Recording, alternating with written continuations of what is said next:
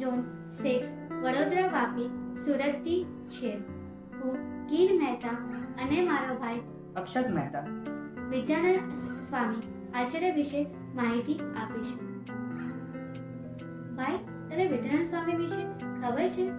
જેમના અસ્તશાસ્ત્રી અને તત્વ શ્લોક વાર્તિકાલકાર નામક શાસ્ત્ર પ્રસિદ્ધ છે.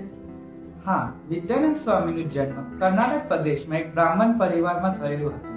તેમનું પૂર્વ નામ પાત્રકેસરી હતું અને તેઓ જૈન મંદિર જતા ન હતા. પણ એકવાર એવી ઘટના બની કે જ્યારે તેઓ જૈન મંદિર નજીકથી પસાર થતા હતા તે સમયે દેવાગમ સ્ત્રોતનો શબ્દ તેમના કાન પર પડ્યો અને તેમના પૂર્વભાવના સંસ્કાર કે પછી સ્વયં જ સ્ત્રોત ભાવનો શબ્દનો ભાવ સમજ પડવા લાગી અને તેઓ મંદિર તરફ આગળ વધવા ગયા.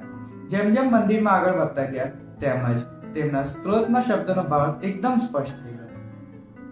એવું કેવી રીતે બની શકે જે ક્યારે પણ ના સાંભળ્યું હોય અને એક વખત સાંભળવાથી તેનો અર્થ સમજ પડવા લાગે?